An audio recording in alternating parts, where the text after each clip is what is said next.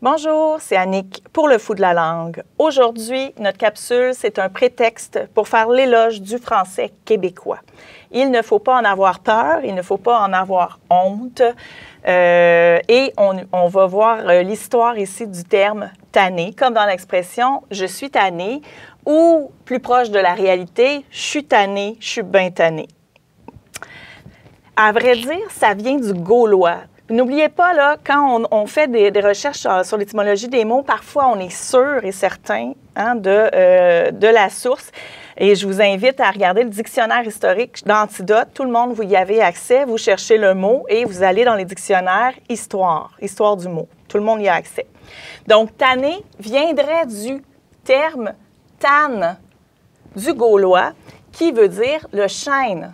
Plus particulièrement aussi comme tanner le cuir ou un tanneur. Okay? Le tanneur, ce n'est pas celui qui vous fatigue, c'est celui qui va tanner le cuir. Donc, qu'est-ce que c'est ça? En bon québécois, le chêne ici, on tannait vraiment le cuir avec l'huile de chêne. Donc, l'huile servait à tanner le cuir, à l'assouplir. On repassait dessus, on le travaillait, on le protégeait aussi avec cette huile-là. Et ensuite, on pouvait l'utiliser au quotidien.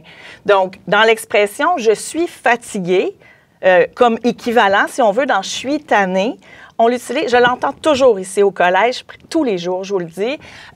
Dans « je suis fatigué », ça remonte dans mes recherches, j'ai vu au 12e siècle.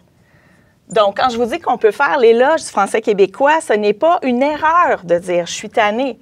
C'est comme si, avec les ancêtres pionniers, avec notre histoire ici, particulièrement au Québec, c'est comme si le français de la France du 17e siècle était resté dans l'ambre pendant presque 350 ans. Presque un petit peu plus, peut-être. Je ne fais pas mes maths. Donc, ça remonte au 12e siècle et on ne le dit pas nulle part ailleurs. C'est une particularité, une spécificité. Dites-le à la maison, spécificité. Donc, c'est particulier et c'est vraiment, encore une fois, un mot qu'on aurait pris du gaulois, mais ils sont à peu près une centaine dans le dictionnaire français. Voilà. Donc, très surprenant. Soyons fiers de notre langue et de cette particularité. Je vous convie à m'écrire et à me suggérer des capsules à foudelalangue@cstj.qc.ca.